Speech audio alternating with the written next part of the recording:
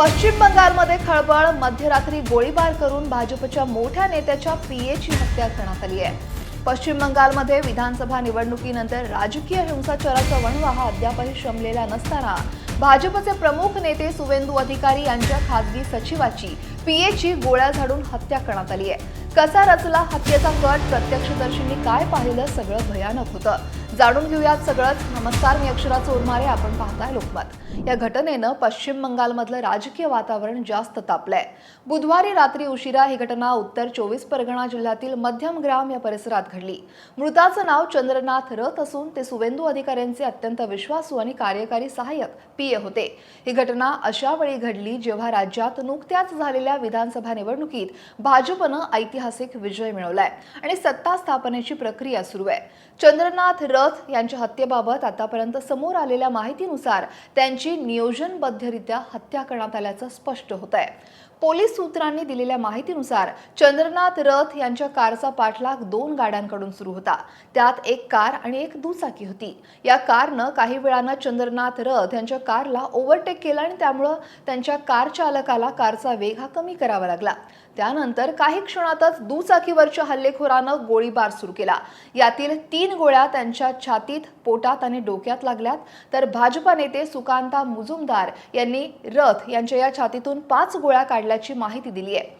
PA Chandranath रथ हे कोलकात्याहून आपल्या Michael नगर इथल्या घराकडे परतत असताना मध्यमग्राममधील दोहारिया जसोर रोड या परिसराजवळ त्यांच्या गाडीवर दुचाकीवरून आलेल्या हल्लेखोरानं गोळीबार केला। या हल्ल्यात रथ यांचा जागीच मृत्यू झाला, तर त्यांच्यासोबत असलेले दुसरे सहकारी बुद्धदेव बेरा हे गंभीर जखमी आहेत। त्यांना तात्काळ रुग्णालयात दाखल करण्यात आलंय।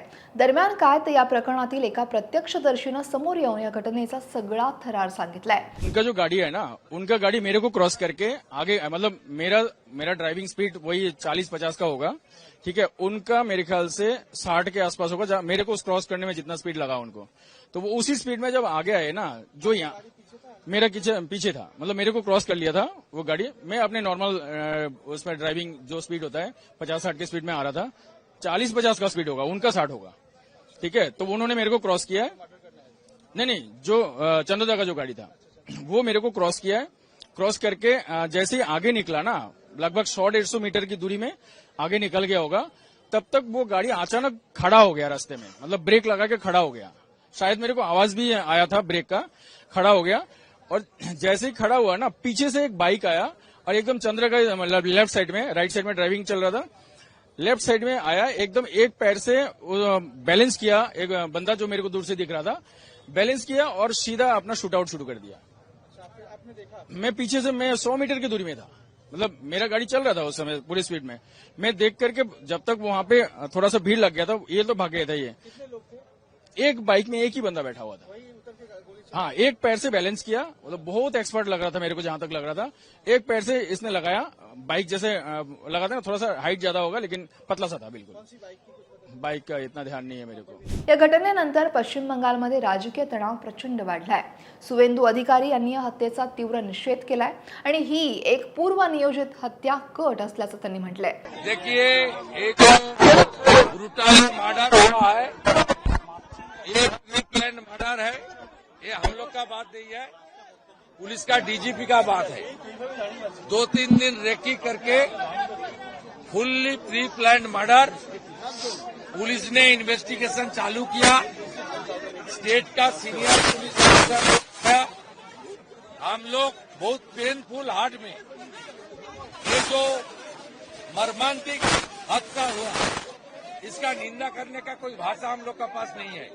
हम लोग इंतजार करेगा, पुलिस ने कुछ ना कुछ क्लू उनको मिला है, पुलिस ही कार्रवाई करेगा। अधिकारी यांनी या प्रकरणाची सीबीआय चौकशी करण्याची सुद्धा मागणी केली आहे। पश्चिम बंगाल भाजपनं या हत्येसाठी तृणमूल काँग्रेसला जबाबदार धरलंय।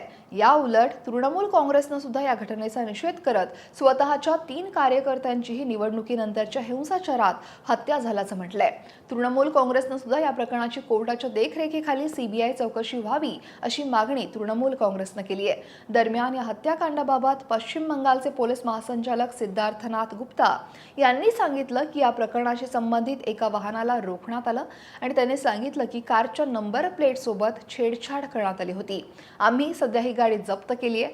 त्यात वापरलेली काडतुसं आणि काही गोळ्या सुद्धा सापडल्यात आणि तसंच सीसीटीव्ही चित्रीकरणाची पडताळणी सुद्धा सुरू आहे, अशी माहिती त्यांनी दिली. पश्चिम बंगाल पोलिसांनी तात्काळ कारवाई करत सीसीटीव्ही फुटेज तपासायला सुरुवात सुद्धा केली आहे. हल्लेखोरांचा शोध घेण्यासाठी अनेक पथकं ही सुद्धा तयार केली आहेत. कंत्राटी मारेकरी म्हणजेच कॉन्ट्रॅक्ट किलर्स या हत्येत सहभागी आहेत का याचा सुद्धा तपास पोलीस करतायत. निवडणुकीच्या निकालानंतर राज्यात अनेक ठिकाणी हिंसाचाराच्या घटना घडल्यात. या घटनेमुळे राज्यातील शांतता आणि सुव्यवस्थेवर पुन्हा एकदा प्रश्नचिन्ह निर्माण झालंय. या घटनेसंदर्भातले अपडेट आम्ही लोकमतच्या माध्यमातून तुमच्यापर्यंत पोहोचवतच राहू. पण या घटनेसंदर्भात, हत्येसंदर्भात तुम्हाला काय वाटतंय? कमेंट नक्की करा आणि लोकमत सबस्क्राईब करायला विसरू नका.